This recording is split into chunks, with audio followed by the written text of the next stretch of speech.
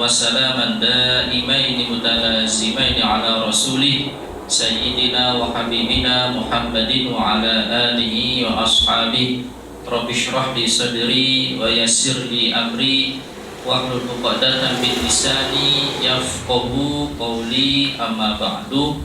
Marilah kita awali ta'lim kita pada pagi yang penuh barokah ini dengan membaca Ummul Quran bersama-sama dengan niatan, dengan harapan semoga Allah senantiasa memberikan kemudahan, berikan keberkahan, kelancaran, kesehatan, kesembuhan pada kita semuanya. Ala hadhihi as-salihah. Al-Fatihah. A'udzu billahi minasy syaithanir rajim. Bismillahirrahmanirrahim. Alhamdulillahi rabbil alamin.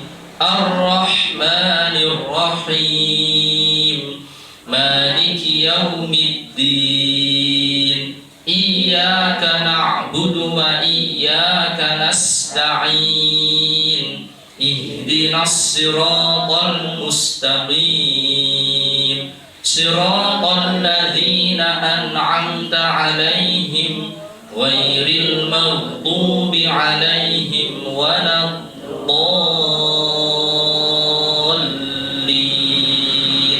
Rabbighfirli wa liwalidayya wa lil mu'minina amin.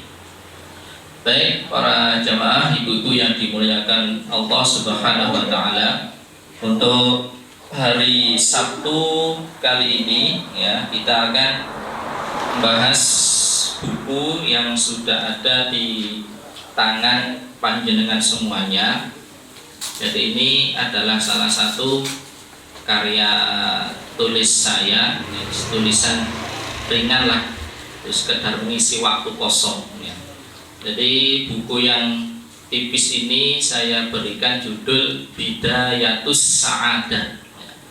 Bidayah itu artinya permulaan, Sa'adah itu artinya kebahagiaan.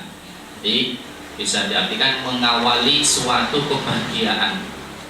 Fil iktsari minat tilawah, di dalam memperbanyak membaca Al-Quran. Saya pakai istilah umum bahasa Indonesianya, menggapai kebahagiaan dengan memperbanyak membaca Al-Quran. Jadi kitab ini ya panjenengan buka di pengantar di halaman 2. Jadi kitab ini saya terjemahkan dari kitab Ithafus Sadatil Muttaqin karya Imam Az-Zabidi, yaitu syarah dari kitab Ihya Ulumuddin yang dikarang oleh Imam Al-Ghazali pada khusus bab fadilah Al-Quran. Jadi mumpung momennya Ramadan ya, bulan dimana dianjurkan memperbanyak membaca Quran ya, saya ingin sedikit mengupas kitab yang tipis ini. Baik, yang pertama pengantar menghadirkan rasa cinta membaca Al-Quran. Alhamdulillah wassalatu wassalamu ala rasulillah wala hawla wala quwwata illa billah, amma ba'du. Jadi disampaikan oleh Imam Ja'far As-Shadiq bahwa beliau mengatakan man arada an yukallimahullahu falyaqra'il qur'ana wa man arada an yukallimallahu falyad'uhu wa tadarra' lahu fis sujudi. Barang siapa yang berkeinginan Allah berbicara kepadanya, maka bacalah Al-Quran. Dan barang siapa yang berkeinginan berbicara kepada Allah, maka berdoalah dan pasrahkan diri dalam sujudnya. Jadi maksudnya gini, Al-Quran ini kan kalamullah ya. Jadi kalau kita ingin Allah yang berbicara kepada kita, jadi kita ingin Allah yang berbicara pada kita, maka bacalah Al-Quran ya. Kemudian kalau dibalik, kalau kita yang ingin berbicara kepada Allah, maka panjatkanlah doa dan lakukannya sujud atau jalankanlah sholat. Jadi ada dua aktivitas ya. Kalau kita ingin Allah yang berbicara pada kita, maka bacalah Al-Quran. Ya. Kalau dibalik, kalau kita yang ingin berbicara pada Allah, maka panjatkanlah doa dan lakukanlah sholat. Ya. Kemudian sebuah hadis Rasulullah, afdhalu ibadati ummati qiraatul Quran. Ibadah umatku yang paling utama diantaranya adalah membaca Al-Quran. Kemudian di halaman 4 ini yang saya jelaskan di pertemuan pertama kemarin tentang indikator ya, seorang muslim yang beriman kepada Al-Quran adalah yatslunahu haqqa tilawati. Jadi mereka memiliki rutinitas dalam membaca Al-Quran. Kemudian haqqa tilawati itu ada 3 makna. An yashtarika fihi lisanu wal aqlu wal qalbu. Adanya keterkaitan antara lisan, akal, dan hati. Lisan bagiannya adalah membaca secara tartil, kemudian akal berusaha menerjemahkan, memahami, dan hati mengambil nasihat, mengambil pelajaran untuk dipraktekkan dalam kehidupan sehari-hari. Ya. Kemudian di halaman 5, ya, alhamdulillah ya, buku ini saya tulis di penghujung tahun kemarin di 2021, yaitu di sini nanti ada 4 bab ya. Bab pertama tentang hadis-hadis pilihan dan perkataan beberapa ulama tentang keutamaan Al-Quran. Kemudian bab kedua tentang tempo dalam membaca Quran ya, nanti sedikit kita praktekkan tempo dalam membaca Quran. Ada tempo pelan ya, tempo cepat, tempo tengah-tengah. Jadi kalau di Arab kan ada istilah tahqiq, hadr, dan tadwir. Kemudian yang ketiga, kesungguhan para sahabat dan para ulama dalam membaca Quran. Jadi di bab 3 nanti ada 2 bagian. Bagian pertama tentang kesungguhan mereka dari sudut pandang keberkahan waktu yang telah Allah berikan kepada mereka ya. Atau dalam bahasa Arabnya istilahnya khariqul adah, sesuatu yang tidak biasa. Kenapa dinamakan sesuatu yang tidak biasa? Karena sebagian mereka itu ada yang sanggup membaca Quran sehari sekali khatam ya. Ada yang sehari 2 kali khatam, ada yang sehari 3 kali khatam. Secara logika manusia sangat-sangat tidak mungkin diukur dengan durasi waktu 24 jam ya. Namun di sini mereka Allah berikan keberkahan waktu, sehingga bukan mereka ikut waktu, tapi waktu yang ikut aktivitas mereka ya. Kalau kita kan kita yang ikut waktu, tapi mereka para ulama yang sudah dekat dengan Allah ya, justru waktulah yang ikut aktivitas mereka. Kemudian bagian kedua ini adalah membahas tentang aktivitas mereka dalam membaca Quran dengan porsi kuantitas yang berbeda dengan bagian pertama. Dan bab 4 adalah penutup. Baik, kita langsung masuk di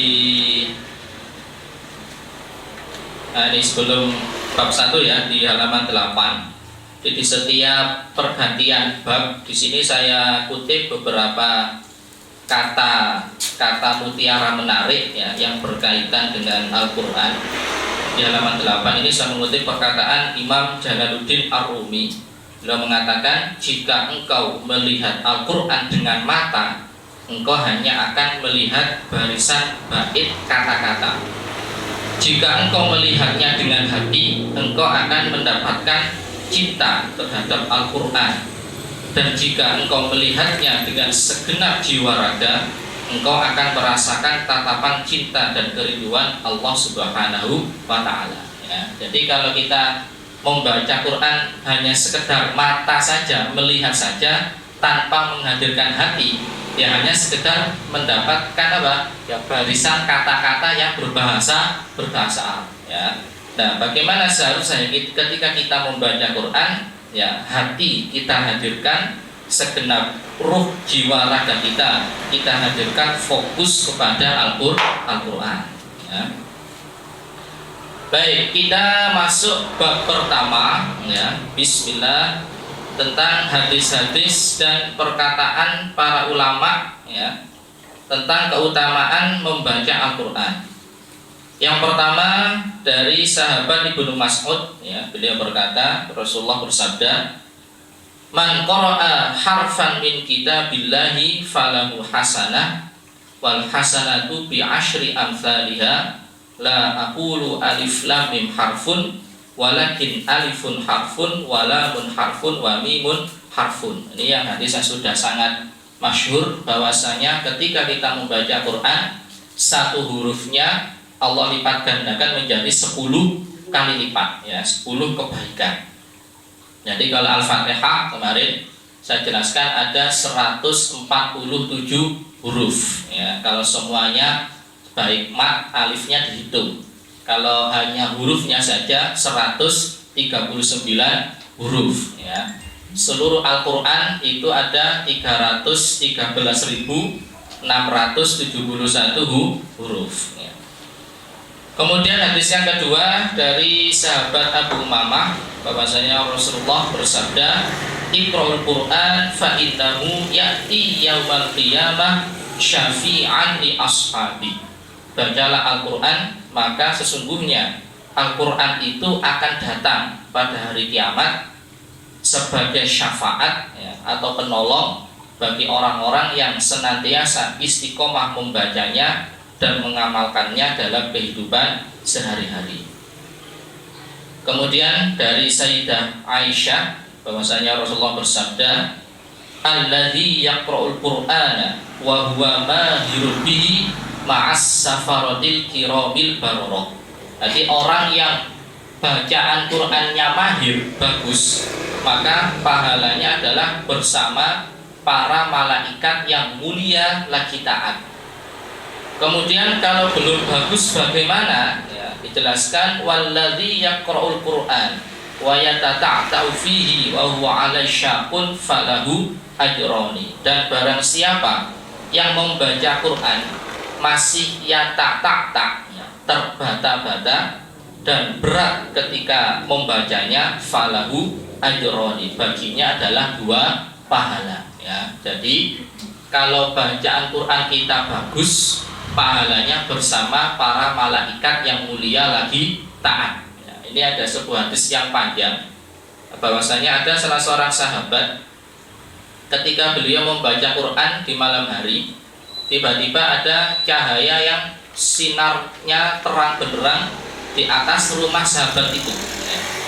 Kemudian esok harinya beliau tanya pada Rasulullah, "Wahai Rasulullah, tadi malam saya ini baca Quran, kemudian tiba-tiba ada cahaya yang terang benderang ya." Kemudian dijawab sama beliau, cahaya itu adalah segerombolan para malaikat yang sedang mendengarkan bacaan yang engkau baca. Nah, ini memang fakta ya, kalau memang bacaan Quran kita bagus akan didengarkan oleh siapa? Malaikat ya. Kalau belum bagus bagaimana Ustaz? Ya tadi ya tak ya, masih terbata-bata, lahu ajroni, Allah masih memberikan 2 pahala ya. Tapi jangan putus asa, wis tidak apa-apa Ustaz, daripada gak oleh apa-apa ya, 2 pahala saja cukup. Jangan, tetap harus ada usaha meningkatkan kualitas bacaan Quran kita agar bisa sampai pada tingkatan yang pertama, yaitu al-mahiru bil Quran ya. Kemudian halaman 11 ya. Nah, dari hadis tadi ya, dijelaskan oleh seorang muhaddits Al-Imam Al-Hafidz Abu Amr Ibnu Shalah ya. Beliau dalam fatwanya mengatakan, "Qiraatul Quran karamatun akramallahu bihal bashar. Faqad warada annal malaikah lam yu'taw dzalika wa annaha harisatun lidzalika ala istima'ihi minal insi." Jadi membaca Quran itu adalah suatu karomah ya, kemuliaan yang hanya Allah berikan khusus kepada makhluk yang namanya manusia ya. dan itu tidak Allah berikan kepada malaikat. Jadi malaikat tidak ada taklif, tidak ada perintah untuk membaca, mempelajari Al-Quran. Jadi hanya khusus karomah kemuliaan kepada makhluk yang bernama manusia. Jadi secara otomatis kita ini sudah Allah muliakan dengan perintah untuk mempelajari Al-Quran. Kemudian para malaikat ya, karena saking tahu kemuliaan Quran, jadi mereka diistilahkan di sini harisoh, berlomba-lomba, bersemangat ya, cepet-cepetan untuk mendengarkan bacaan Quran yang dibaca oleh siapa? Manusia ya. Jadi ketika semakin sering kita membaca Al-Quran, maka di situ otomatis para malaikat juga akan senantiasa membersamai kita semuanya. Syaratnya satu, yaitu bacaan Qurannya harus bagus ya. Nah, kalau belum bagus gimana Ustaz? Apakah bisa dibersamai para malaikat? Bisa atau enggak kira-kira? Bisa. Belum bagus ya, tapi pingin dibersamai para malaikat. Bagaimana caranya? Membaca Quran bersama-sama ya, dalam tadarus. Panjenengan seperti ini ya. Saya yakin panjenengan semuanya ada yang sudah bagus, ada yang belum ya. Ketika kita ngaji bersama-sama seperti ini ya, mempelajari Al-Quran, tidak harus baca ya.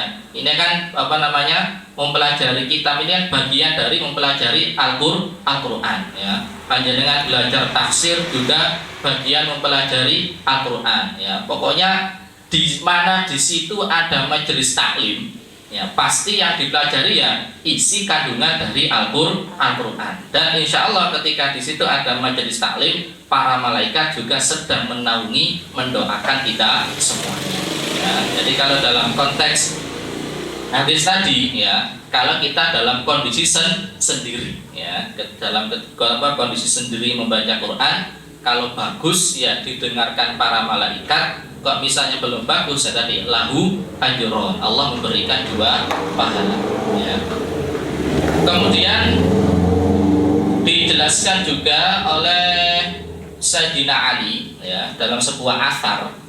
Jadi athar itu adalah suatu perkataan hadis ya, tapi yang sampainya kepada sahabat ya.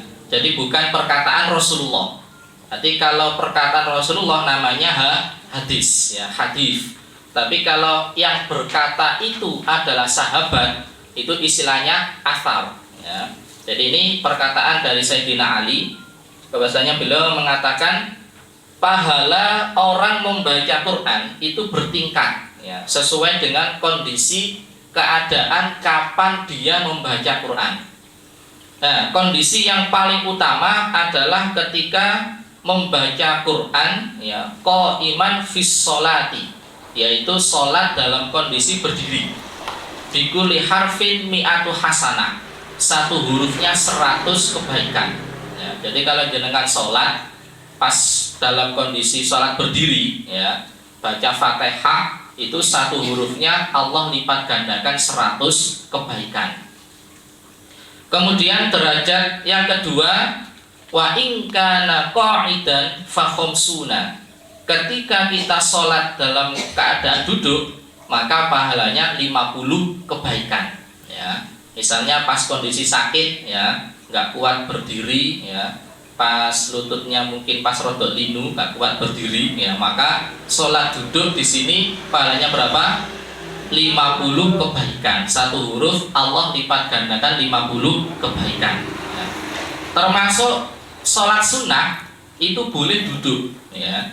Jadi sholat sunnah walaupun kita kondisi sehat ya, kondisi baik-baik saja, itu boleh dilakukan dengan keadaan duduk boleh ya. Misalnya dengan yang ikut sholat taraweh 20 misalnya ya, kan panjang itu ya, dapat 10 salam, aduh kok wis kesel ini, boleh dengan duduk boleh. Jadi walaupun kondisi seandainya masih kuat berdiri tapi sudah agak lelah, itu boleh sholat sunnah dalam kondisi duduk ya. Otomatis kalau sholat sunnah kita duduk ya pahalanya diskon separuh ya. Khomsuna, satu hurufnya Allah lipat gandakan 50 kebaikan. Kemudian derajat yang ketiga adalah ketika di luar sholat ya. Wa in kana fi ghairi sholat ala taharatin khamsun wa ishruna, dalam kondisi di luar sholat dan punya wudu ya, dalam keadaan suci, maka pahalanya 25 kebaikan ya.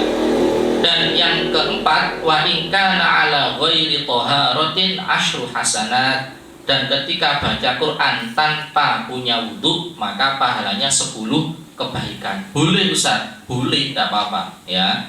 Misalnya di kendaraan ya, di jalan, daripada ngelamun ya, daripada rasan-rasan ya, baca saja ayat yang kita hafal, baca Fatihah, baca trikul ya, Qul wahad, Qul falaq, Qul binnas, itu kan namanya trikul, dibaca sebanyak-banyaknya walaupun kita tidak punya wudu tetap dapat berapa? 10 kebaikan ya.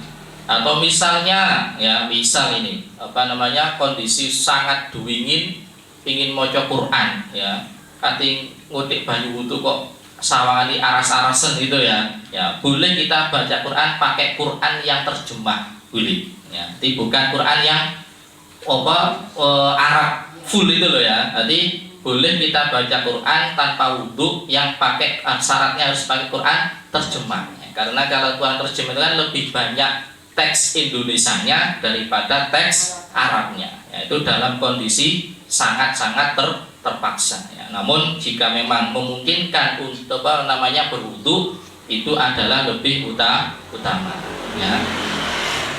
Kemudian halaman 13 ya, Ustaz, dikatakan ya, boleh nanya? Boleh. Ini, kalau misalnya dalam keadaan haid itu sebenarnya boleh nggak membaca Quran yang terjemah gitu? Ya. Kalau saya berpikir di sini kan berarti mungkin disamakan dengan yang tidak mempunyai wudhu gitu. Ya, nah, ya, kalau keadaan haid gimana sebenarnya? Ya, baik. Untuk orang perempuan yang sedang berhalangan, bagaimanakah hukum membaca Al-Quran? Di sini para ulama banyak ikhtilaf ya, banyak perbedaan. Ada yang mengatakan tetap boleh, ada mengatakan boleh dengan syarat ya, ada mengatakan pukul rata tidak boleh, macam-macam ya. Jika bisa saya simpulkan ya, sebagai bentuk kehati-hatian kita ya, jika memang kita tidak ada rutinitas ngaji ya, maka tidak perlu membaca Quran. Maksudnya gini, misalnya panjenengan setiap Senin Kamis punya rutinitas ngaji ya, dengan ustadz misalnya ya, ngaji baca Quran ya. Kok pas halangan gimana? Ya tidak apa-apa, tetap saja ikut ngaji. Jangan sampai karena halangan kemudian tidak ikut ngaji, nanti ketinggalan materi itu ya. Jadi syaratnya di sini ada rutinitas yang di situ kita belajar Al-Quran ya. Bukan rutinitas setiap hari tadarus. Pahami ya? Misalnya setiap hari punya rutinitas tadarus 1 juz ya, maka ketika halangan ya sementara di stop dulu ya. Bagaimana ngisinya? Ya boleh diganti dengan zikir atau membaca wirid-wirid yang di situ ada Quran, boleh. Pahami ya? Kan ada beberapa ayat yang di situ menjadi bagian dari wirid ya, kayak ayat kursi ya, kemudian ayat 1 sampai 5 Al-Baqarah itu, kemudian ayat terakhir surat Al-Baqarah itu kan ayat Quran tapi sudah jadi bagian dari wirid ya, dari makturat dan lain sebagainya. Itu lebih baik membaca itu. Bisa pahami ya? Jadi dengan syarat tadi, ketika kita ada rutinitas mengaji ya. Misalnya Sabtu Ahad itu kalau di UMI biasanya ada program tahsin ya, maka di situ saya sampaikan ya, kalau memang ini sudah menjadi jadwal yang sudah pasti ya, kok misalnya ada yang halangan ya tetap harus ikut ngaji ya. Namun di situ diniatkan membaca Qurannya adalah untuk zikir. Kalau nggak hadir nanti kan bingung ya. Ya kalau muridnya, kalau pas gurunya berhalangan semua ya kan bingung nanti siapa untuk menggantikan penggantinya ya. Atau ya, ini banyak kemungkinan ini. Atau misalnya kita punya hafalan ya, hafal 30 juz misalnya ya. Itu kan kalau nggak dimurojaah kan cepat hilang itu. Berarti syarat salah satu kebolehan di sini bagi seorang hafidhah ya, perempuan yang menghafalkan Al-Qur'an itu boleh kapanpun dia untuk deres bacaannya walaupun dalam kondisi berhalangan. Kenapa? Kalau nggak dimurojaah itu pasti ya akan mempengaruhi ayat yang sedang dia hafal. Kalau 7 hari lebih nggak murojaah kan otomatis banyak yang hilang itu. Situ ya. Jadi boleh dengan beberapa syarat. Itu ya. Yang nggak boleh pokoknya ujuk-ujuk maca Quran ini yang tidak boleh. Lebih baik diganti dengan memperbanyak zikir kepada Allah Subhanahu wa taala. Itu ya. Kalau yang murojaah tadi misalnya dia tidak memegang Quran tapi dari HP gitu. Boleh, tidak apa-apa. Boleh, ya. Tidak apa-apa. Ya.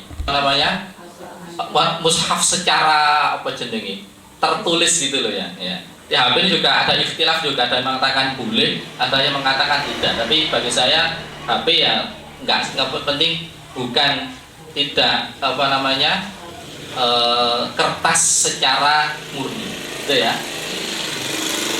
Ada lagi? Gitu aja. Ustaz sebentar, kalau yang murojaah tadi misalnya dia memegang Quran yang tafsir boleh nggak? Tidak apa-apa, boleh. Jadi Quran yang terjemah, yang tafsir itu kapanpun walaupun tidak punya wudhu, walaupun dalam kondisi berhalangan hukumnya boleh. Ya. Seperti duduk Quran sing asli ya. Itu juga ikhtilaf, ada yang mengatakan boleh, ada yang mengatakan tidak. Itu bagi saya untuk ikhtiyaton itu hati-hati ya. Nanti kita ngambil hukum yang hati-hati. Untuk yang Quran asli itu lebih baik jangan. Jadi kalau memang terpaksa ya pakailah Quran yang terjemahan. Okay.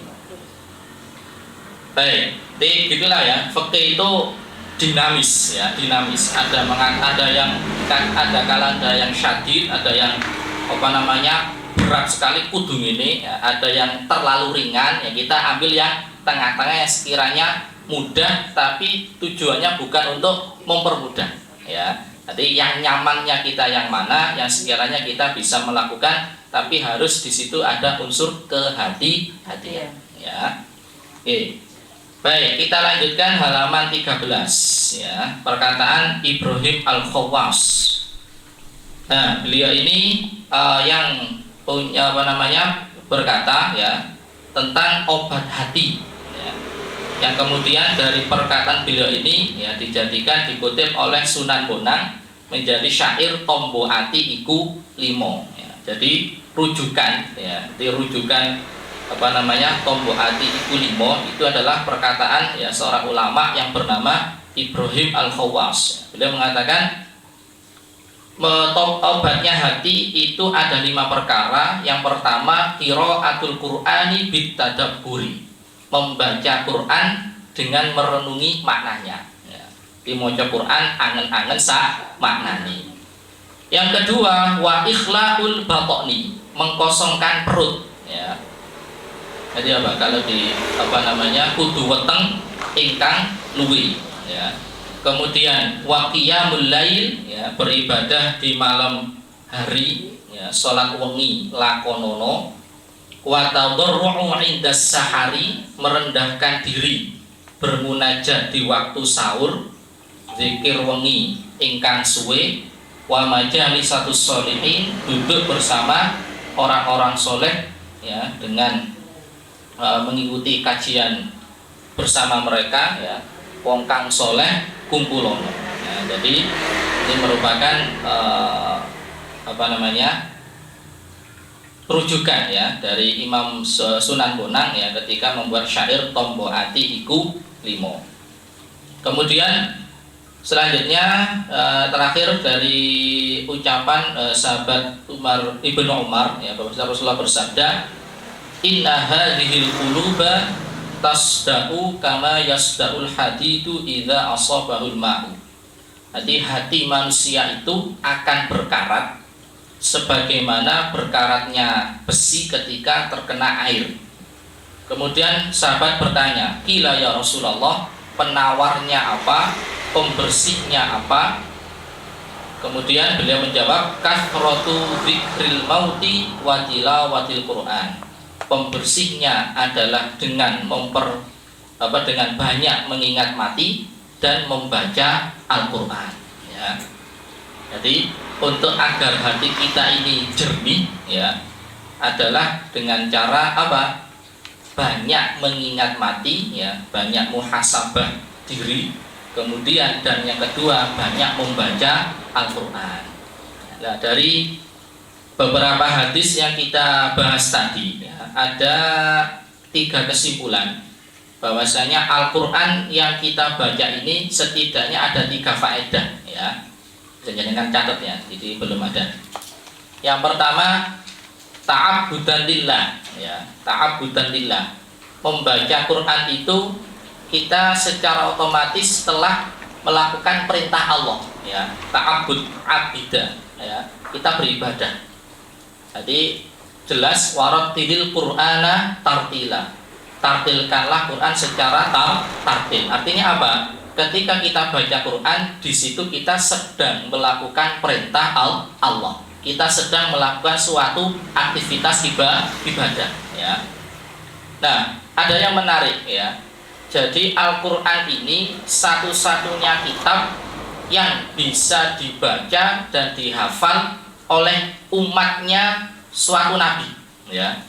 Beda dengan kitab terdahulu, Taurat, Zabur, Injil, itu hanya dihafal oleh nabinya masing-masing, ya. Tadi Taurat ya hanya Nabi Musa saja yang menguasai kitabnya, yang hafal, ya. Injil juga sama, yang menguasai hanya Nabi Isa. Tapi Quran ini istimewa, tidak hanya Nabi Muhammad saja, para sahabat, ya, para tabi'in sampai kita ini juga dianjurkan untuk membaca dan menghafalkan Al-Qur'an, ya. Jadi yang pertama, ta'abbudan lillah. Kita membaca Quran di situ termasuk kategori suatu amalan ibadah, kita sedang melakukan perintah Allah. Yang kedua, tarsikhon lil iman, ya. Menjaga keimanan, ya.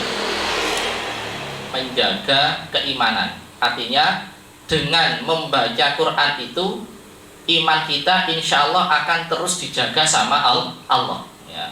Kan kita kan sedang baca Quran, otomatis istilahnya sedang ngeces, ya, ngeces hati, ya. Ibarat kalau kita sudah kayak HP, ya, baterainya lowbat, ya, dicas dengan listriknya. Kalau kita dengan banyak membaca Quran itu akan terus menjaga kualitas hati kita, iman kita kepada Allah. Dan yang ketiga adalah tazkiyatan linnufus, ya. Membersihkan hati, membersihkan jiwa, ya. Kita di hadis yang terakhir tadi, ya. Jadi hati yang kotor, ya, dengan segala noda dosa itu akan bisa bersih dengan cara memperbanyak membaca Al-Qur'an. Baik, halaman 15, ya. Nah ini ya, kutipan menarik, ya. Tiada nikmat yang lebih agung setelah nikmat iman selain nikmat bisa belajar dan mengajarkan Al-Qur'an. Karena dengan kedua aktivitas inilah iman kita akan dijaga oleh Allah. Tadi yang saya sampaikan, sebenarnya surat Al-Anfal ayat 4, wa idza tuliyat alaihim ayatuhu zadathum imana. Dan apabila dibacakan ayat-ayatnya, bertambahlah iman mereka. Artinya apa? Semakin banyak kita membaca Quran, iman kita juga akan terus dijaga, ditambah oleh Allah Subhanahu wa ta'ala. Hanya 2 nikmat yang agung, nikmat belajar dan nikmat mengajar, ya.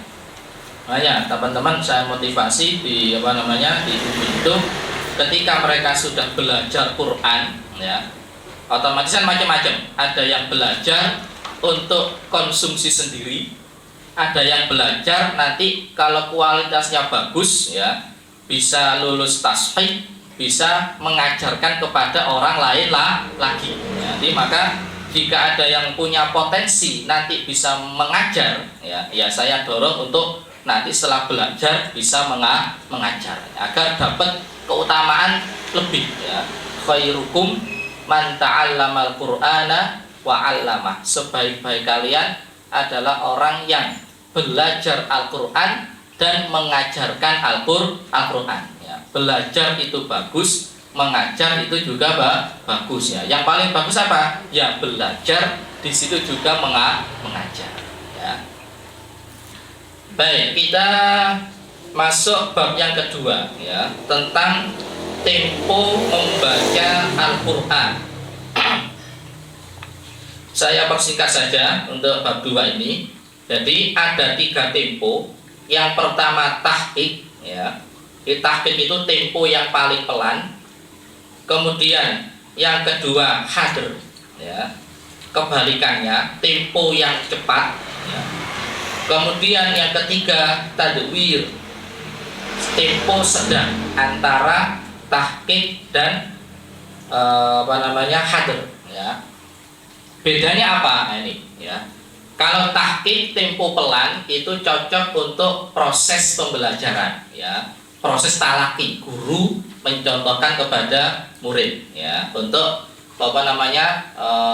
proses pembelajaran ya awal. Kemudian kalau hadr itu cocok untuk murojaah ya, baca Quran sendiri, deres Quran atau untuk misalnya sholat tarawih yang 20 rakaat itu biasanya pakai hadr yang agak cepat ya. Kemudian tadwir itu tengah-tengah ya. Jadi untuk membaca bersama-sama, untuk tadarus satu persatu ya. Kemudian untuk ngimami ya, sholat 5 waktu ini cocok pakai tadwir tengah-tengah, tidak terlalu pelan, tidak terlalu cepat ya. Baik, kita praktekkan ya surat An-Nas ya. Sudah hafal kan ya An-Nas ya? Ya, baik, kita praktek yang tahqiq ya. Saya pimpin. A'udzu billahi minasy syaithanir rajim. Sama. A'udzu billahi minasy syaithanir rajim. Jimnya ji. A'udzu billahi minasy syaithanir rajim. A'udzu billahi minasy syaithanir rajim. Bismillahirrahmanirrahim. Bismillahirrahmanirrahim. Qul a'udzu birabbin nas. Qul a'udzu birabbin nas. Qul a'udzu birabbin nas. Qul a'udzu birabbin nas. Malikin nas. Malikin nas. Dengunya agak lama, lunnya. Malikin nas. Malikin nas. Ilahin nas. Ilahin nas. Min syarril waswasil khannas. Min syarril waswasil khannas. Allazi yuwaswisu fi sudurin nas. Alladzi yuwaswisu fi sudurin nas. Minal jinn wan nas. Minal jinnati wan nas. Nanti nunnya didengungkan, ditahan ya. Minal jinnati wan nas. Minal jinnati wan nas. Bismillahirrahmanirrahim. Bismillahirrahmanirrahim. Qul huwallahu ahad. Qul huwallahu ahad. Allahus samad. Allahus samad. Tekan soknya. Allahus samad. Allahus samad. Lam yalid wa lam yulad.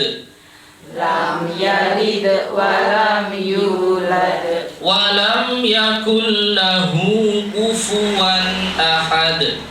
Wa lam yakul lahu kufuwan ahad. Ini namanya tempo tahqiq ya, tempo yang paling pelan ya, tujuannya untuk talaki seperti ini ya, guru baca, murid menirukan bersama-sama ya. Kemudian hadr yang cepat ya, nanti saya contohkan sendiri kalau hadr ya. Kemudian tadwir ini yang tengah-tengah ya. Baik, coba kita sama-sama baca surat An-Nas. 1, 2, 3. Bismillahirrahmanirrahim. Qul a'udzu birabbin nas, malikin nas, ilahin nas, min syarril waswasil khannas, alladzi yuwaswisu fi sudurin nas, minal jinnati wan nas. Al-Ikhlas. Bismillahirrahmanirrahim. Qul huwallahu ahad. Allahus samad. Lam yalid wa lam yulad wa lam yakul lahu kufuwan ahad. Ini namanya tempo tadwir, tengah-tengah ya. Baik, saya akan contohkan lagi yang tadwir surat Al-Baqarah ya. Misalnya gini.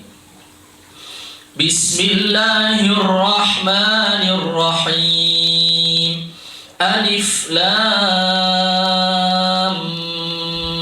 mim. Dzalikal kitabu la raiba fihi hudan lil muttaqin. Alladzina yu'minuna bil ghaibi wa yuqimuna as-salah wa mimma razaqnahum yunfiqun.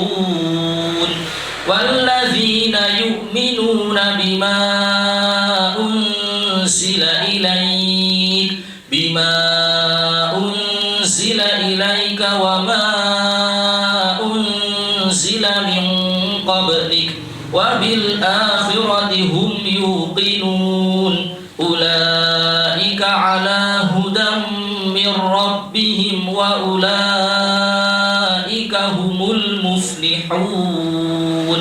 Tempo apa? Tadwir ya. Kalau tahqiq ya lebih pelan lagi ya.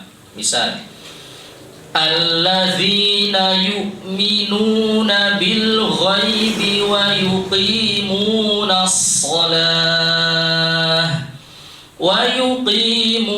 as-salata wa mimma razaqnahum yunfiqun.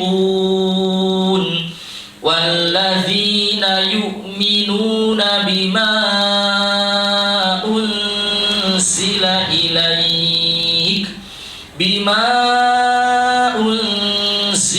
ilaika wa ma unzila min qablik wa bil akhirati hum yuqinun. Ini tempo apa? Tatwir. Yang tadi. Oh, Tahqiq ya, tempo yang paling pelan ya. Jadi semakin pelan, semakin tahqiq, maka kualitas hurufnya akan semakin bagus. kelihatan ya. Jadi hak-haknya, qafnya, fa-nya, di makharijul huruf, pengucapan hurufnya akan semakin tampak ya. Ya, kalau hadir ini tidak untuk proses pembelajaran. Ya, ketika kan cocok untuk ngaji bareng bersama-sama, tadarus, talaki. Kalau hadir ini untuk konsumsi sendiri ya, untuk murojaah hafalan ya, untuk tadarus sendiri bisa pakai hadir. Contoh, di hadir ini cepat secepatnya kita mampu ya. Bacaan yang paling cepat secepat yang kita mampu, dan setiap orang memiliki kecepatan yang berbeda-beda ya. Baik, contoh surat Al-Baqarah.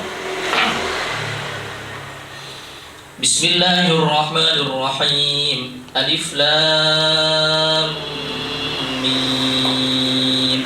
Dzalikal kitabu la raiba fihi hudan lil muttaqin alladzina yu'minuna bil ghaibi wa yuqimuna as-salata wa mimma razaqnahum yunfiqun walladzina yu'minuna bima unzila ilayka wa ma unzila min qablik wa bil akhirati hum yuqinun ulaika ala hudan mir rabbihim wa ulaika humul muflihun innal ladzina kafaru sawa'un 'alaihim a anzartahum am lam tunzirhum la yu'minun khatamallahu 'ala qulubihim wa 'ala sam'ihim wa 'ala absarihim ghishawatun wa lahum 'adzabun 'adzim wa minan nasi man yaqulu amanna billahi wa bil yawmil akhir wa ma hum بمؤمنين يخادعون الله والذين آمنوا وما يخدعون إلا أنفسهم وما يشعرون في قلوبهم مرض فزادهم الله مرضا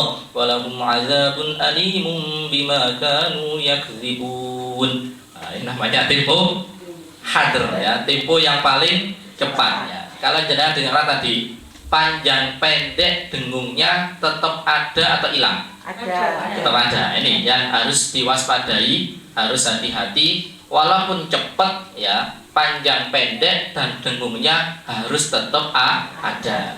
Tapi ya otomatis tidak selama atau tidak sepanjang ketika tempo apa? Tahqiq dan tadwir ya. Dan ini jenengan bisa praktek kalau tahqiq tadwirnya sudah lulus ya, sudah bagus ya. Jangan coba-coba hadir kalau tahqiq tadwirnya belum menguasai. Itu ya. Nih. Baik ya. Nah, sekarang ada yang bertanya ya.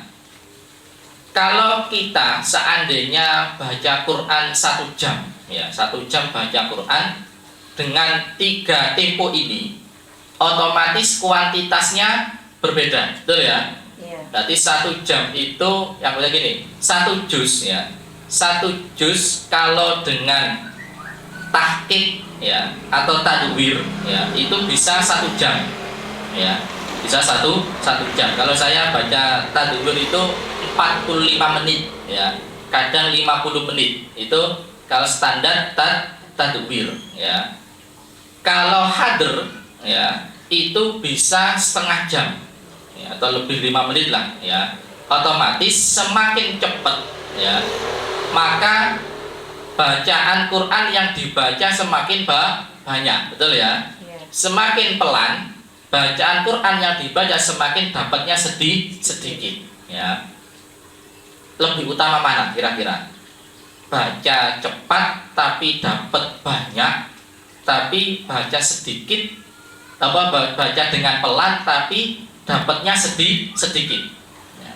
Padahal tadi hadisnya 1 huruf Allah lipat gandakan 10 kebaikan ya. Otomatis semakin banyak yang dibaca semakin dapat banyak pahala ya. 30 menit dengan hadir ya, otomatis bisa satu juz ya. Lebih utama mana kira-kira? Lebih utama yang hadir.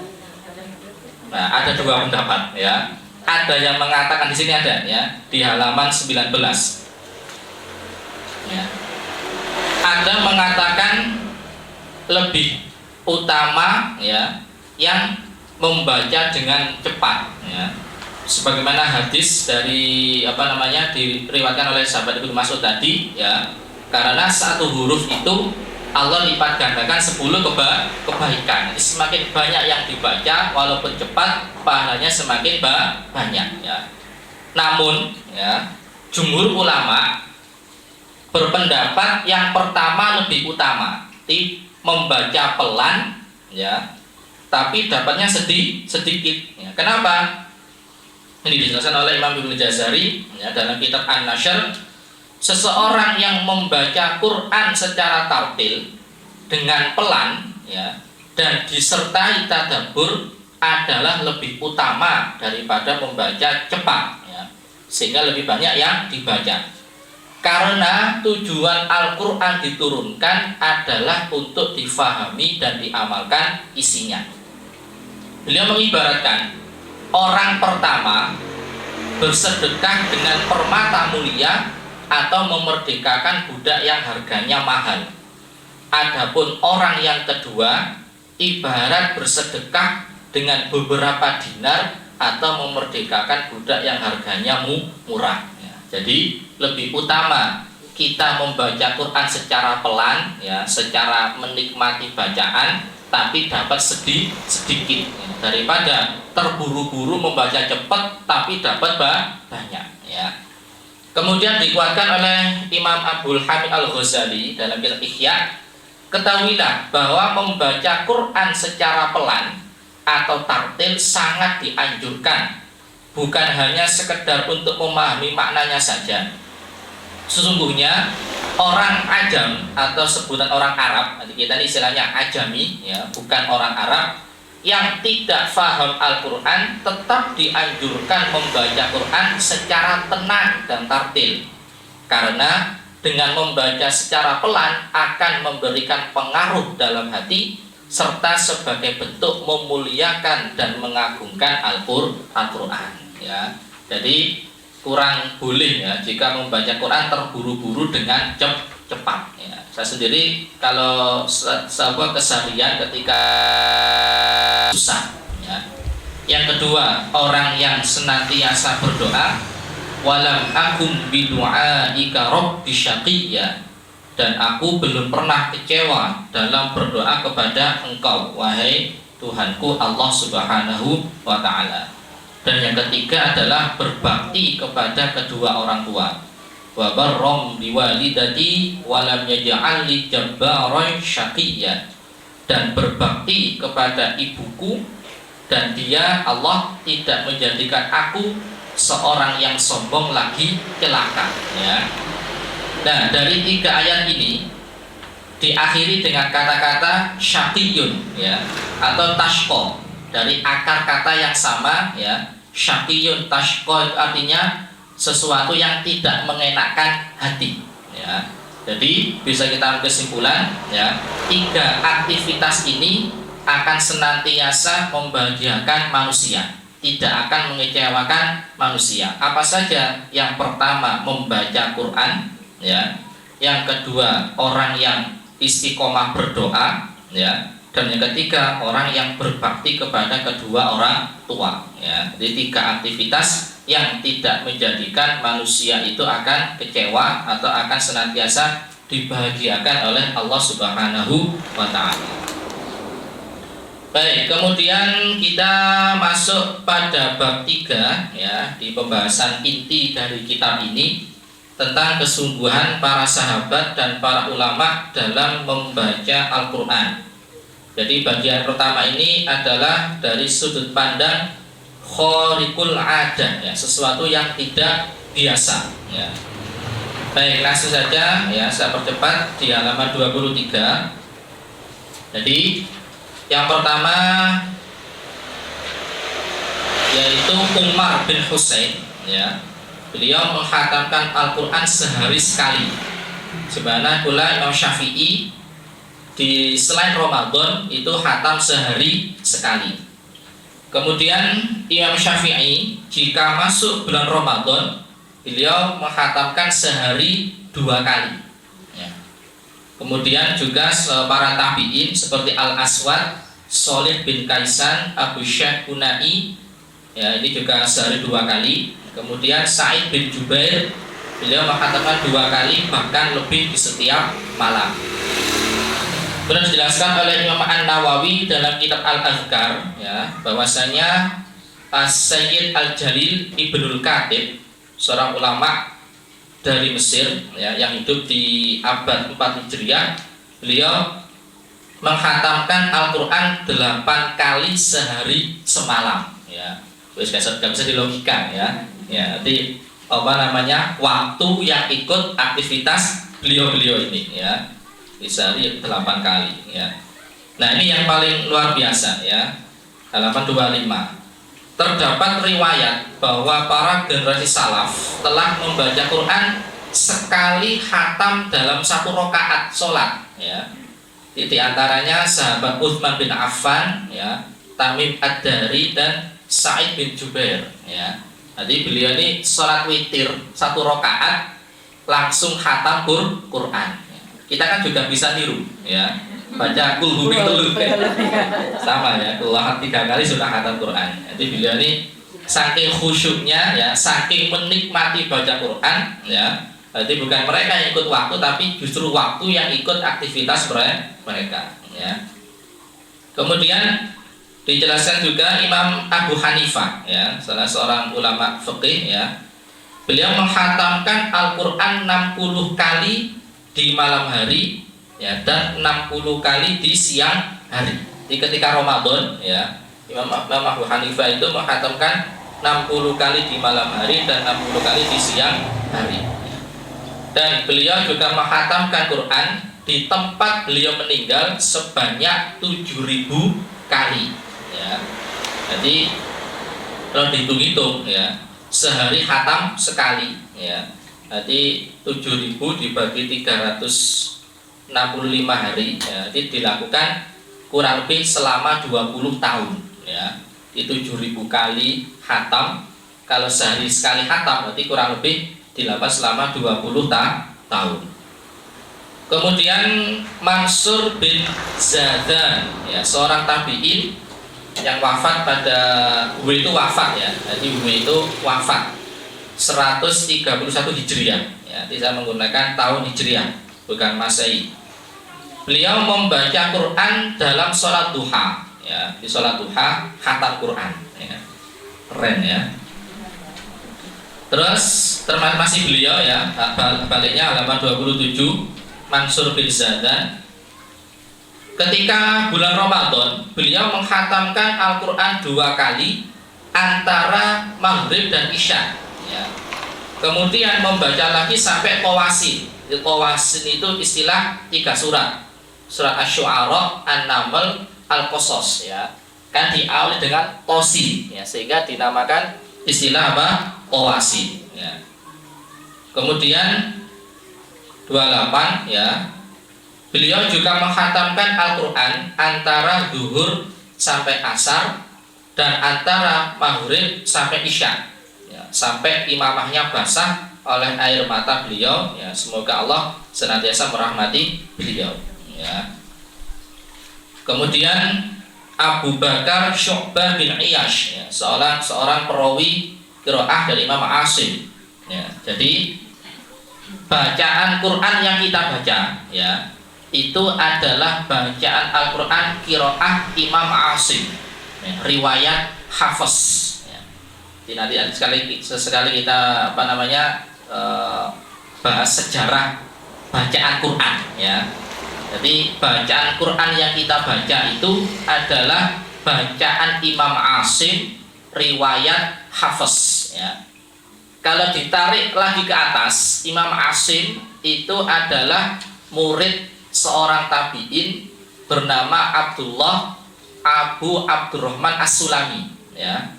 Dan Abdullah ini adalah muridnya Sayyidina Ali, ya, para sahabat. Jadi beliau Abdullah ini belajar ke 5 sahabat, Sayyidina Ali, Sayyidina Uthman, Ibnu Mas'ud, Zaid bin Thabit, dan Ubay bin Ka'ab, ya, 5 sahabat ini, ya. Nah, bacaan Quran yang kita baca ini jalur riwayatnya adalah dari Sayyidina Ali, ya. Jadi kalau urutnya Rasulullah, Sayyidina Ali, Abdullah Abu Abdurrahman As-Sulami, kemudian Imam Asim, ya. Kemudian Imam Asim punya dua rawi, ya, Hafiz dan Syu'bah, ya. Yang kita baca ini yang rawi Hafiz. Ya. Jadi kalau umumnya bacaan yang kita baca adalah qiraah Imam Asim riwayat Hafiz, ya. Kok ada riwayat Ustaz? Karena bacaan Quran itu macam-macam modelnya, ya. Kita ini baru satu model. Nah, itu saja saya bingung ngoco nih, ya. Jadi bacaan Quran itu ada kurang lebih 20 model. Wakil ya. 20 riwayat, ya. Jadi yang kita baca itu baru satu riwayat, yaitu riwayat Hafiz saja, ya. Masih ada 19 riwayat yang lain, ya. Mau tak kasih contoh, ya. Si riwayat itu aneh gitu, ya. Jadi ini yang sedang saya tulis riwayat Qalun dan Warsh, ya. Nanti untuk konsumsi guru-guru Umi agar upgrade bacaannya itu enggak hafaz loh itu, ya. Contoh Al-Baqarah yang ayat 6, ya. Riwayat Qalun, ya.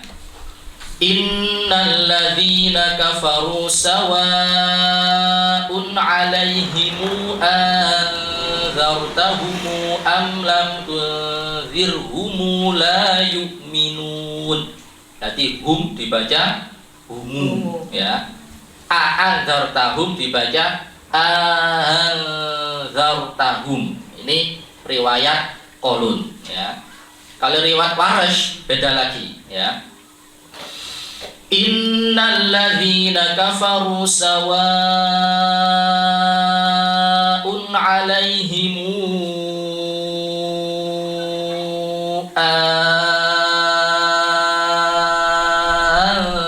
anzartahum, ya. Hati Warsh ini yang paling boros nafas, ya. Kenapa? Setiap coret panjang, ya, yang tadi ada yang brengkos tadi, ya, atau alis, ya, itu wajib dibaca 3 alif, 3 ayunan, ya. Warsh, ya, paling boros nafas. Kalau Hafiz enak, cuma 2 alif. Dengan saya sampaikan yang coret panjang, yang ada brengkosnya alisnya itu dibaca 2 alif atau 2 ayunan, ya. Tapi kalau Warsh setiap yang coret dipukul rata semuanya 3 alif, 3 ayunan. Ya, ini contoh bacaan-bacaan yang riwayat lain, ya. Ini, jadi ini dijelaskan Abu Bakar Syu'bah, ya, salah satu rawi dari Imam Asim. Beliau berkata, ketika ini ya diceritakan, ya, ketika aku menghadiri pemakaman beliau, ya, yaitu Syu'bah tadi, Abu Bakar, aku mendapati saudari beliau bersedih, ya. Lantas aku berkata, apa yang membuatmu sedih? Lihatlah di tempat ibadah tersebut, sungguh saudaramu menghatamkan Al-Quran sebanyak 18.000 kali, ya. Di Imam Syu'bah. Kemudian dijelaskan juga, ya, bahwasanya Abu Bakar bin Iyash, ya, secara rutin selama 40 tahun telah menghatamkan Quran setiap hari sekali, ya. Nanti selama 40 tahun khatam Quran sehari sekali, ya. Kemudian satu lagi, ya. Ini untuk 18 tahun ke atas nih, ya, yang Sulaim bin Attab, ada ceritanya juga. Jadi seorang tabi'in senior, ya. Beliau salah satu tabi'in yang menaklukkan Mesir di era Khalifah Umar, ya. Dijelaskan bahwa beliau dalam suatu malam, ya, menghatamkan Al-Quran sebanyak 3 kali dan mendatangi istrinya juga sebanyak 3 kali, ya.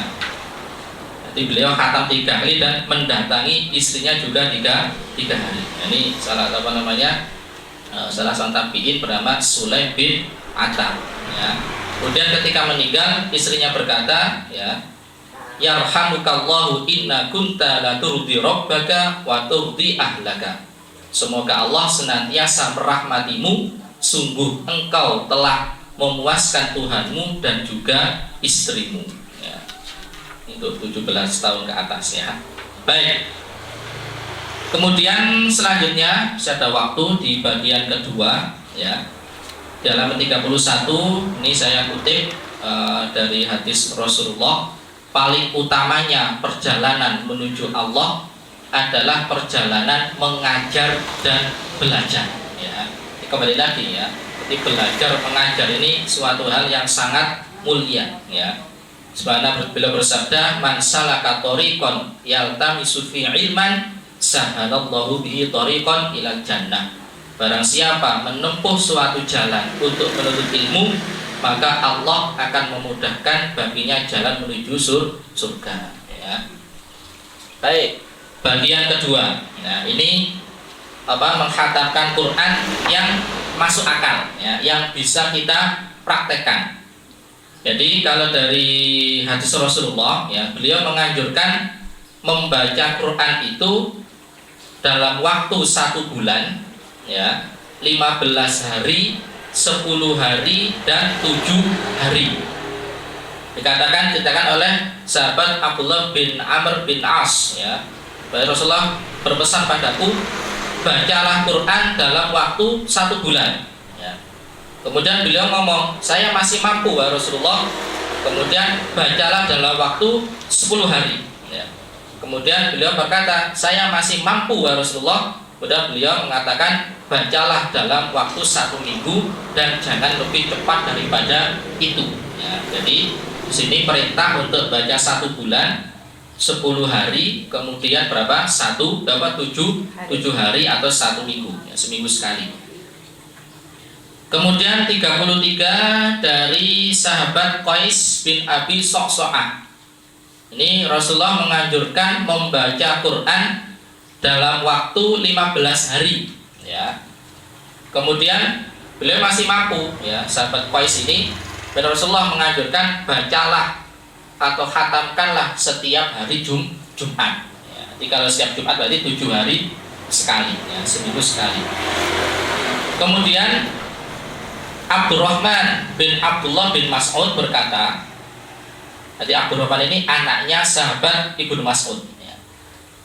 Pada bulan Ramadan ayahku yaitu Ibnu Mas'ud membaca atau menghatamkan Al-Quran dari hari Jumat ke Jumat ya. Jadi bisa kita tiru ya, minimal ya khatami pas di Jumat gitu loh ya, tidak Jumat ke Jumat ya, mungkin khatamnya pas hari Jumat ya. Jadi sahabat Ibnu Mas'ud itu punya rutinitas kalau Ramadan setiap Jumat khatam ya. Kemudian di antara para sahabat yang biasa menghatamkan di setiap hari Jumat ya, di antaranya sahabat Utsman bin Affan, Zaid bin Thabit, Ibnu Mas'ud dan Ubay bin Ka'ab ya. Kemudian di antara para tabi'in yang menghatamkan seminggu sekali adalah Tamim Ad-Dari, Abdurrahman bin Yazid, Ibrahim An-Nakhoi, Urwah bin Zubair dan Abu Mijlas ya. Selain itu di antara tabi'in yang sahabat dan tabi'in yang lain yaitu Imam Hasan Al-Basri, beliau biasa menghatamkan dalam 10 hari. Ubay bin Ka'ab 8 hari, Al-Aswad bin Yazid 6 hari, Al-Qamah bin Qais itu 5 hari. Nah, kemudian Abu Darda itu 4 hari, dan Ibnu Mas'ud terkadang menghatamkan 3 hari sekali. Kemudian kesimpulan ya dari beberapa penjelasan yang tadi sudah kita bahas, dalam menghatamkan Quran itu dibagi menjadi 4 tingkatan. Yang pertama, menghatamkan Al-Quran sehari sekali atau lebih ya. Dan ini menurut Imam Ahmad bin Hanbal itu hukumnya makruh ya. Jadi makruh menghatamkan Quran langsung berot sehari sekali ya, nggak lapo-lapo ya. Ya, apalagi sampai meninggalkan kewajiban ya. Jadi bisa makruh, bisa menjadi haram ya jika meninggalkan kewajiban. Nah, sebagaimana disampaikan oleh sahabat Mu'adz bin Jabal ya, dan Abdullah bin Mas'ud dan lain ya, bahwasanya menghatamkan Quran kurang dari 3 hari ini hukumnya makruh. Sebenarnya sebuah hadis yang menurut Rasulullah, la yafqahu man qara'al Qur'ana fi aqalli min thalathin. Tidak akan bisa memahami orang yang membaca Al-Qur'an kurang dari 3 hari ya. Namun hadis ini juga dijelaskan oleh Imam Al-Wali Al-Iraqi ya, dalam mazhab Syafi'i, bukan berarti setiap yang tidak memahami Quran termasuk perbuatan yang haram ya. Maksud hadis tersebut adalah tidak mungkin seseorang yang menghatamkan Quran dari 3 hari untuk bisa mentadaburi makna karena keterbatasan waktu yang ada ya. Jadi nggak mungkin kurang dari 3 hari ya bisa khatam plus bisa mentadaburi ya. Ini kan konteksnya untuk orang Arab ya, orang yang memang ngerti bahasa Al-Quran ya. Kalau kita misalnya kok memungkinkan bisa khatam 3 hari atau kurang ya, kalau memang tidak ada aktivitas ya itu boleh-boleh saja ya. Pernah nyoba? Belum ya, belum ya. Baik ya. Kemudian yang kedua ya, ini yang bisa kita tiru ya, gampang-gampang ya. Menghatamkan Quran setiap 1 bulan sekali ya. Di sehari satu juz ya. Sudah pernah khatam sebulan sekali? Belum ya. Ya Ramadan ini setidaknya bisa khatam ya. Nih. Baik ya. Nah, ini Imam Ahmad berkata, aku telah banyak mendengar penjelasan bahwa hendaknya seseorang menghatam Quran itu tidak lebih dari 40 hari ya. Jadi jangan sampai lebih 40 hari kok belum khatam. Nah, para sahabat Imam Ahmad dan para ulama zaman dengan beliau memakruhkan ya, memakruhkan orang menghatamkan Quran lebih dari 40 hari ya.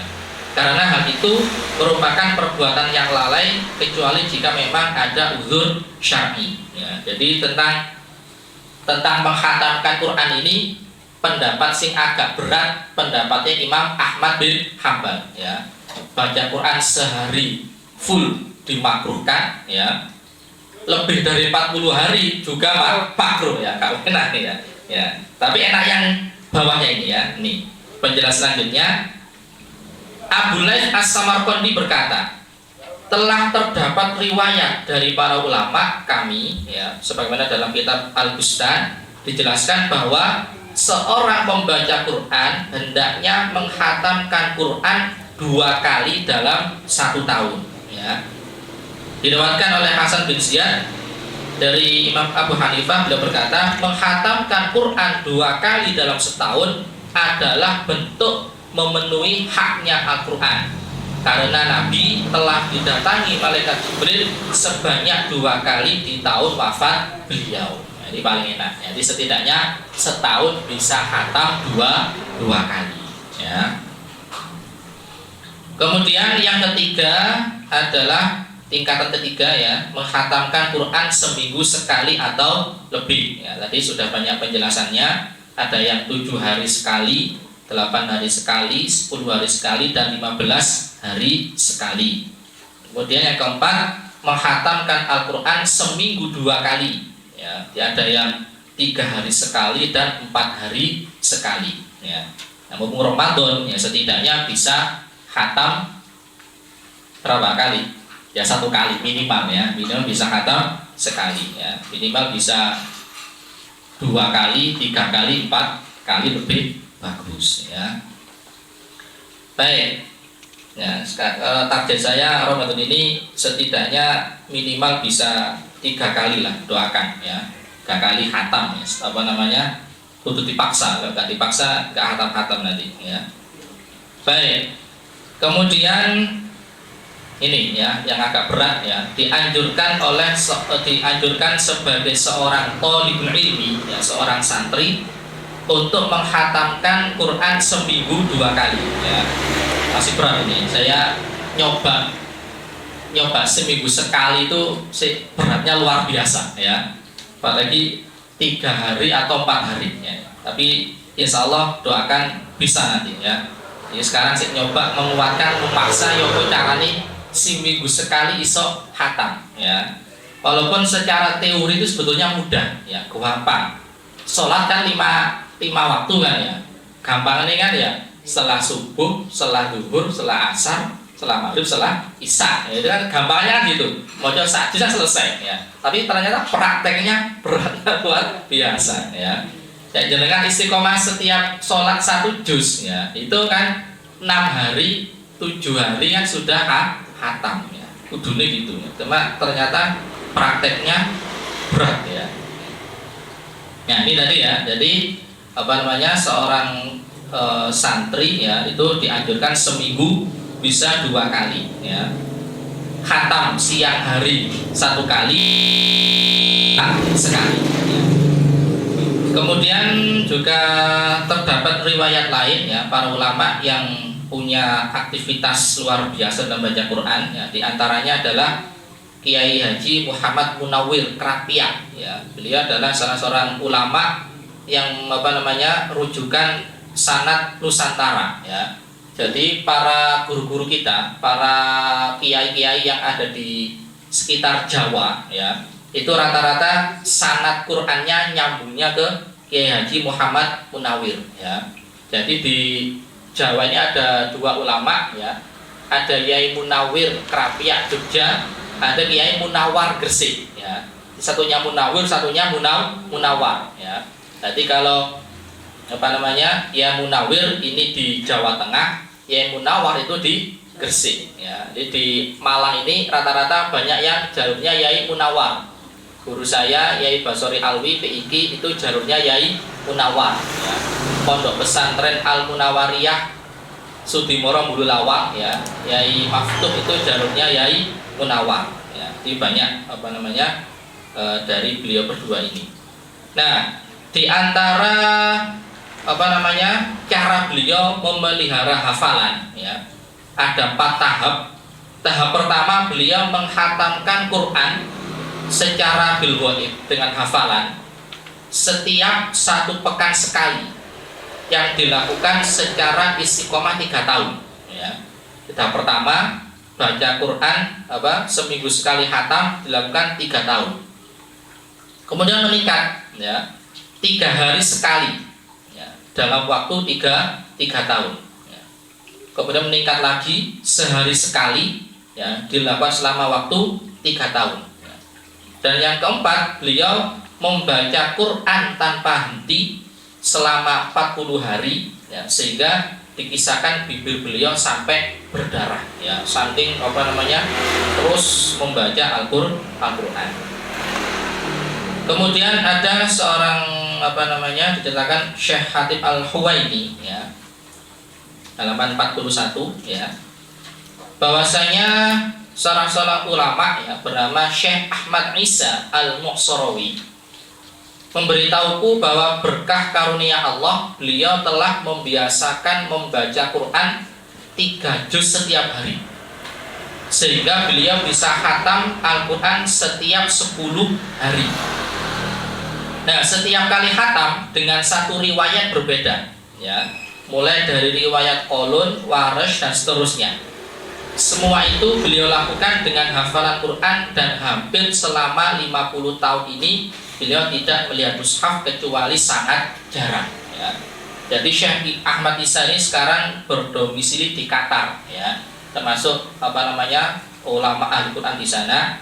Beliau sudah menguasai 20 riwayat tadi itu kita jelaskan tadi. Jadi beliau murajaahnya ya gantian 10 hari misalnya Qalun ya, nanti 10 hari riwayat Warash ya, 10 hari riwayat Hafiz. Jadi 20 riwayat itu dibuat untuk murajaah setiap berapa hari ini? 10 hari ya. Dan itu dilakukan dengan hafalan Quran ya, dan beliau sangat jarang membuka mushaf ya. Sudah saking luar biasanya ya. Kemudian ada lagi yang terakhir, yaitu Adil Abdul Hamid Surur ya. Beliau tinggal di Damaskus, Syria. Bertahun-tahun beliau mengidap penyakit ginjal ya, sehingga harus cuci darah seminggu 2 kali. Sebelum sakit, beliau terbiasa murojaah 5 juz ya. Namun setelah diuji dengan penyakit ini, beliau menjadi mudah lupa sehingga menambah murojaahnya 10 juz setiap hari. Ya, jadi untuk saking takut hilang hafalannya, ya, murojaah ditambah 10 juz setiap hari. Ya. Kemudian kutipan terakhir, ya, dari salah seorang ulama, Fudail bin Iyad, ya. Jadi Fudail bin Iyad ini unik, ya. Beliau ini ulama yang sangat alim, dulu mantan preman, ya. Jadi searching di Google Fudail bin Iyad sejarahnya. Jadi beliau mantan preman, mantan jagal, ya. Kemudian dapat hidayah, ya, dan menjadi seorang yang sangat alim dan menjadi rujukan guru-guru ulama-ulama setelah zaman beliau, ya. Kutipan beliau mengatakan kafa billahi muhibba wa bil qur'ani mu'nisa wa bil mauti wa'idha. Cukuplah Allah sebagai sang kekasih, Al-Qur'an sebagai penghibur hati, dan mati sebagai pemberi nasihat, ya. Dan terakhir di bab penutup, ya, ini saya mengutip sabda Rasulullah bahwasanya Al-Qur'an ini adalah jamuannya Allah, ya. Makdubatullah, jamuannya Allah. Maka ambillah darinya semampu kalian, ya. Di Quran itu ibarat hidangan di depan kita, ya. Hidangan yang sangat enak, yang sangat luar biasa, ya. Tinggal kita mampu ndak, ingin nggak mengambil hidangan dari Allah tersebut, ya. Ambillah semampu kalian, ya, dari bacaan Qur'annya, ya, dari ilmu-ilmu yang ada di dalamnya, ya, dari apa yang kita fahami itu diambil semampu kita, ya. Kemudian sungguh aku tidak mengetahui sesuatu yang lebih kosong dari kebaikan selain rumah yang di dalamnya tidak ada bacaan Al-Qur'an. Sungguh hati yang di dalamnya tidak ada bacaan Quran adalah hati yang hancur seperti hancurnya rumah yang tidak berpenghuni. Nah, berdasarkan hadis tersebut, tidaklah mengherankan bagi orang-orang yang memiliki kebersihan hati tiada pernah puas menikmati jamuan Allah dan selalu merasa lezat dalam membaca Al-Quran. Sebagai penutup, alangkah indah apa yang telah disampaikan oleh Imam Ibnu Jazari. Beliau mengatakan, "Falyah risis sa'id fi tahsili wa la yamal laqattu min tartili." Bersungguh-sungguhlah secara bahagia dalam memperoleh keutamaan Al-Quran dan jangan pernah merasa lelah untuk senantiasa membaca Al-Quran secara tartil. Jadi jangan merasa bosan, jangan merasa lelah untuk terus istiqomah mentartilkan Al-Quran. Tiada hari berlalu yang lebih indah dan bermanfaat kecuali di dalamnya terdapat luangnya waktu untuk membaca Al-Quran. Ya, jadi jangan nunggu waktu luang membaca Quran, tapi apa? Luangkanlah waktu, ya, sediakanlah waktu untuk membaca Al-Quran. Ya, wallahu a'lam bishawab. Ya. Balik terakhir itu tentang penulis, ya, saya sendiri, ya. Sedikit biografi saya. Ini saya asli Malang, ya. 23 Februari 1987. Bisa usia berapa nih? 35, ya. Saya alumni Singosari, ya, SMPN 1 Singosari dan MA Al-Ma'arif Singosari, sambil nyantri di pesantren Ilmu Al-Quran tahun 98 sampai 2004. Kemudian 2005 sampai 2009 ditakdirkan oleh Allah bisa kuliah di Al-Azhar Kairo Mesir, yang ngambil jurusan tafsir dan ulumul Quran. Kemudian, ya, saya punya majelis taklim Hakut Tilawah, yaitu yang di New York sama Bu Mimik, ya, di istilahnya mata hati, ya, majelis taklim Hakut Tilawah. Kemudian saya juga mengajar tafsir dan ulumul Quran di Pondok Pesantren Darul Ukhuwah Putri di Cemoro Kandang, ya. Dan sekarang diamanat sebagai ketua UMI Malang, ya. Ya, ini selain mengajar dan pembicara, kesibukan lainnya adalah belajar, ya. Ini kedua menarik, kuasai dunia dengan ilmu, jalannya adalah belajar, senjatanya adalah menulis, kekuatannya adalah membaca. Maka iqra, bacalah, ya. Itu sudah ada nomor HP, ya. ada IG, FB-nya juga ada, YouTube-nya juga ada, lengkap sudah ya. Oke. Baik, itu untuk hari ini semoga bermanfaat ya. Silakan bukunya bisa panjenengan simpan. Kalau misalnya Ustaz saya ingin mendapatkan lagi gimana caranya, itu bisa WA saya ya. Ini saya gunakan untuk souvenir Pak ya. Nanti kalau ada orang ke rumah, ada tamu ya, nggak bisa nyuguh ya apa tak kasih buku ini untuk kenang-kenangan ya. Jadi sudah siapkan banyak untuk Ramadan yang untuk teman-teman yang ke rumah, terus dikai kenang-kenangan opo ya kasih aja ya. Baik, itu ya. Ada yang mau bertanya mungkin? Silakan Di. Terima kasih Ustaz, kami memang membaca. Silakan pakai mic ya. Begini Ustaz, kami membaca Al-Quran belum begitu Lancar. bagus. Tapi kami juga sedang mengajarkan khotmil kayak pergantian itu dengan teman-teman sebanyak 30. Jadi setiap minggu kita maju. Itu apakah diperbolehkan? Itu yang pertama. Yang kedua, bagaimana doa setelah khotmil itu gitu. Apakah diperbolehkan dari cuplikan-cuplikan yang seperti ini itu kita sampaikan di dalam situ ataukah harus bagaimana? Ya, terima kasih. Baik, nanti yang pertama suatu perbuatan yang baik ya ketika kita berkumpul atau silaturahim dengan beberapa rekan untuk saling membaca Quran bersama-sama ya. Tidak apa-apa, boleh-boleh saja ya. Jadi semampu kita membaca Quran walaupun belum lancar, yang penting sudah ada usaha untuk membaca Quran gitu ya. Kemudian doa khotmil Quran ya. Jadi doa khotmil Quran yang memang ada hadisnya itu tidak ada ya. Yang tunggu ini tidak ada. Hanya hadis umum bahwasanya ketika orang membaca Quran ya, itu di situ para malaikat akan ikut mendoakan dan dianjurkan untuk berdoa. Jadi intinya setelah khotmil Quran itu dianjurkan untuk berdoa. Apapun doanya terserah panjenengan ya. Nah, kan kadang orang bingung kate ndonga apa ya, sehingga para ulama berijtihad untuk membuatkan doa yang sudah ada di mushaf. Itu macam-macam. Kadang beda mushaf, doanya juga beda redaksi ya, dibaca saja ya. Saya senang doa yang agak panjang ya, yang lengkap itu wabil alifi ulfan wa amna wabitai taubatan wa taubatan apa itu, dan setiap huruf itu disebutkan dan ada doanya di setiap huruf. Itu luar biasa kalau paham maknanya ya. Gak paham ya pokoknya mau gitu. Bagi saya itu sing paling bagus doa itu setiap huruf wabil misalnya wabil fa'i falah wa futuha ya. Dengan fa itu kita berharap falah itu falah itu kebahagiaan, wa futuha dibuka oleh Allah Subhanahu wa taala segala kemudahan ya.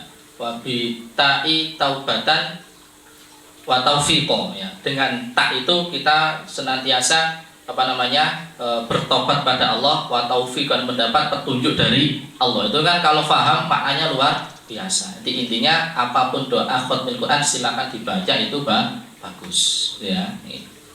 Ada lagi? Ampun, cukup. Yang lain gitu.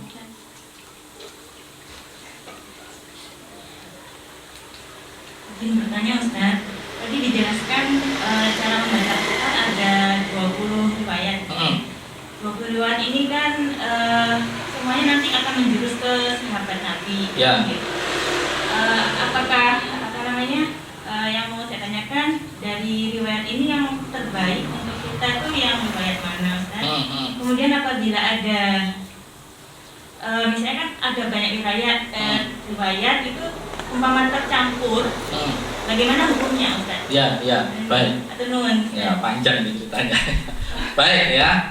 Jadi kronologinya singkat aja ya. Di sebenarnya sudah saya tulis tentang sejarah riwayat Al-Qur'an ya. Jadi kan memang kenapa kok bisa berbeda ya? Memang karena Rasulullah dapat dari malaikat Jibril itu banyak ya. Rasulullah paham ya. Kabilah Arab itu kan banyak dialeknya. Ya, kayak Jawa itu kan banyak suku-sukunya gitu, kayak Indonesia lah banyak sukunya ya. Otomatis setiap daerah punya dialek yang berbeda ya. Maka Rasulullah paham kalau satu bacaan saja bagi dialek ini bisa, tapi bagi dialek yang lain kurang menguasai ya. Sehingga Rasulullah minta pada malaikat Jibril, tambahlah wahai Jibril, tambahlah sampai sekiranya dari satu bacaan itu bisa mengakomodir seluruh kabilah ya. Kemudian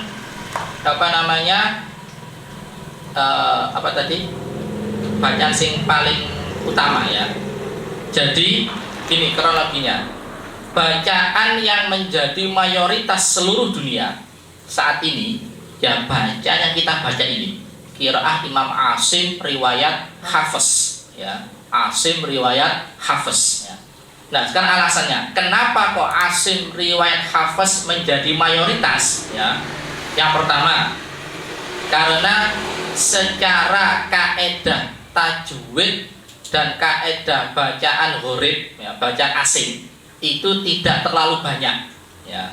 Jadi satu-satunya bacaan yang kaedahnya tidak terlalu banyak ya, tidak terlalu jelimet ya. Bandingkan dengan Qalun dan Warsh. Jadi bacaan yang paling banyak kaedahnya itu Qalun dan Warsh ya. Itu kalau gini, kalau gini banyak tajwidnya jelimet istilahnya ya. Yang pertama tadi karena alasan Asim riwayat Hafiz itu tidak terlalu banyak kaedah, mudah untuk orang belajar. Yang kedua, karena memang bacaan Asim Hafiz ini yang dari suku Quraisy ya, yang dibaca oleh Rasulullah secara murni. Karena ada suku Quraisy, ada suku Tamim, ada suku B, C dan seterusnya ya. Jadi tidak ada bacaan yang paling utama mana ya, hanya yang menjadi mayoritas saat ini adalah bacaan dari Imam Asim riwayat Hafiz ya. Kenapa kok mayoritas? Karena dari segi kaedahnya tidak terlalu banyak ya. Yang kedua alasannya karena Imam Hafiz ini tempat mengajarnya banyak ya. Jadi beliau dari Kufah ya. Kemudian juga beliau sempat pindah ke Mekah ya. Sehingga murid-muridnya banyak, yang menyebarkan bacaannya juga banyak ya. Dan tentunya ya ada lagi alasan qiraat yang pertama kali ditulis, dimushafkan ya. Dulu kan mushafan jarang sekali. Jadi yang pertama kali dicetak ya.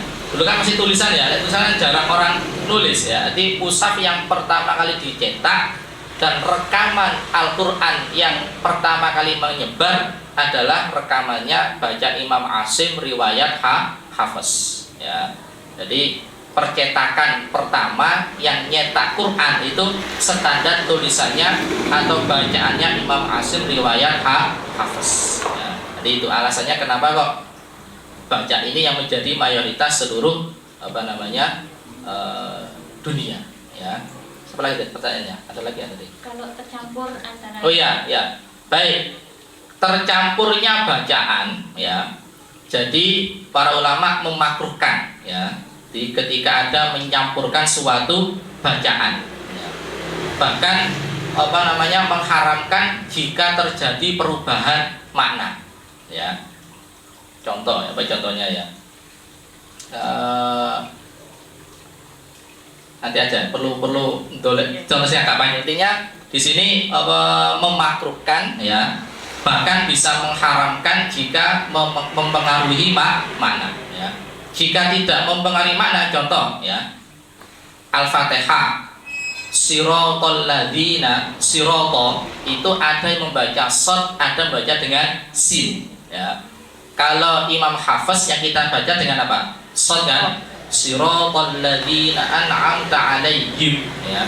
Tapi yang imam lain, imam lupa namanya, membaca dengan sin ya. Ihdinas siratal mustaqim, siratal ladzina an'amta 'alaihim, membaca dengan sin ya. Gimana hukumnya? Tidak apa-apa, ya. Tapi di sini tidak sampai haram, hanya makruh saja. Karena apa? Aslinya sod tapi membaca sin, sedangkan kita gini.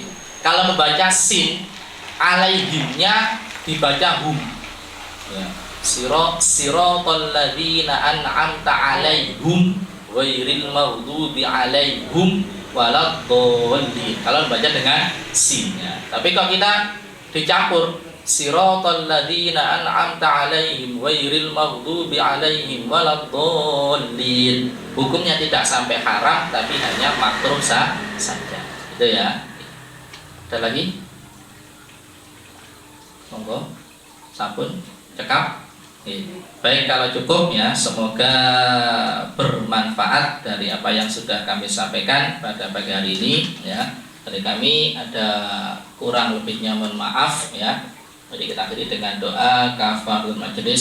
Subhanakallahumma bihamdika asyhadu an la ilaha illa anta astaghfiruka wa atubu ilaik. Wa afu minkum. Wassalamualaikum warahmatullahi wabarakatuh. Bukunya tadi cukup? Cukup ya? Kalau pas.